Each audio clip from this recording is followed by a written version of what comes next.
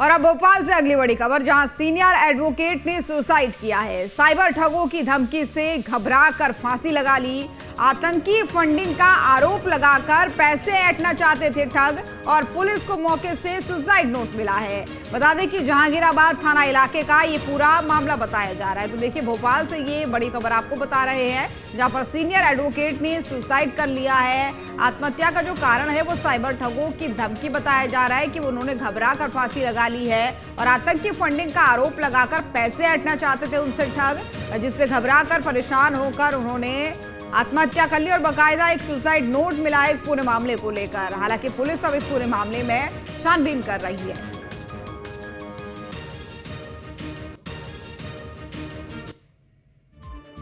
मध्य प्रदेश में digital arrest के मामले रुकने का नाम नहीं ले रहे। राजधानी भोपाल में एक ऐसा मामला आया है कि जिसमें डिजिटल अरेस्ट ने एक व्यक्ति की जान ले ली। वो व्यक्ति वकील थे, वरिष्ठ वकील थे, जो राजधानी भोपाल के बरखेड़ी इलाके में रहते थे। आप तस्वीरों में देख सकते हैं।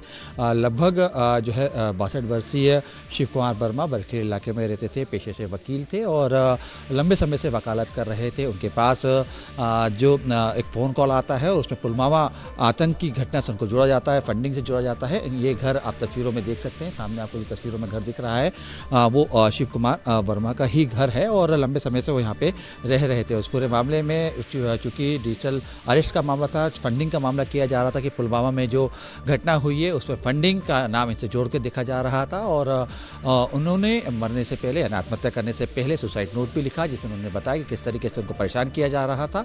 हालांकि उन्होंने अपना पुराना जिक्र भी किया, गैस ट्राजेडी का भी जिक्र उस खत के अंदर किया। उन्होंने बताया कि किस तरीके की गैस ट्राजेडी के दौरान उन्होंने काम किया था, समाज सेवा से जुड़ा हुआ काम किया था। लेकिन जिस तरीके से डिजिटल अरेस्ट का मामला सामने निकल के आ रहा है, अपने आप में एक गंभीर मामला। आप तस्वीरों में देख सकते हैं कि इसी इलाके में वो रहते थे। और मैं यहाँ पे तमाम जो लोग हैं, यहाँ पे मैं यहीं के रहवासी हैं, मैं यहाँ पे बात करने की मैं कोशिश करता हूँ। सर, कब से रह रहे हैं आप यहाँ पे? हमें तो काफ़ी टाइम हो गया, 40 साल।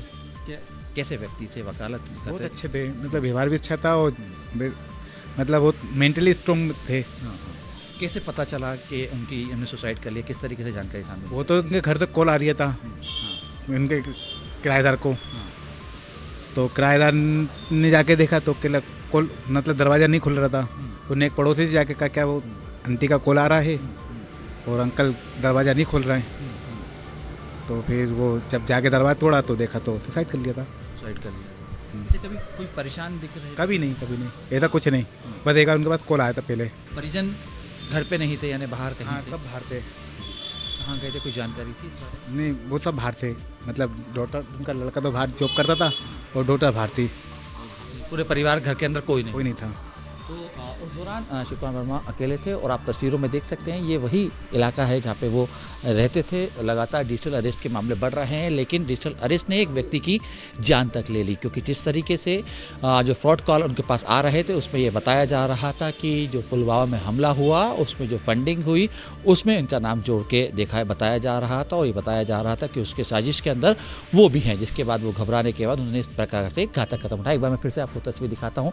ये राजधानी भोपाल के बरखेड़ा की जो है सकरी गली हैं। यहाँ पर लंबे समय से शिव कुमार वर्मा यहाँ पे रहते थे, परिवार के साथ यहाँ पे रहते थे। लेकिन जब ये घटना हुई उस दौरान परिवार का कोई भी यहाँ पे नहीं था और सब बाहर गए हुए थे। और अचानक उन्होंने आत्महत्या जैसे कदम उठाया।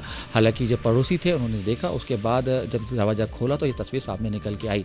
बहरहाल डिजिटल अरेस्ट को लेकर पुलिस लगातार जागरूकता फैला रही है, लेकिन उसके बावजूद इस तरह के घातक जब कदम उठाए जा रहे हैं तो इस बात से इनकार नहीं किया जा सकता। जो शातिर ठग हैं साइबर के, वो किस तरीके से लोगों को अपने झांसे में लेते हैं, जिसके कारण इसका सबूत राजधानी भोपाल में देखने को मिल रहा है। एक व्यक्ति, वो व्यक्ति जो वकील था, लोगों को सलाह देता था, कानूनन हर चीज़ वो जानते थे, लेकिन उसके बाद भी डिजिटल अरेस्ट में फंसे, साइबर ठगों के जाल में फंसे और उनके बाद उन्होंने आत्महत्या जैसे कदम उठाए। सहयोगी अबे के साथ अतुल शर्मा, न्यूज़ नेशन, भोपाल।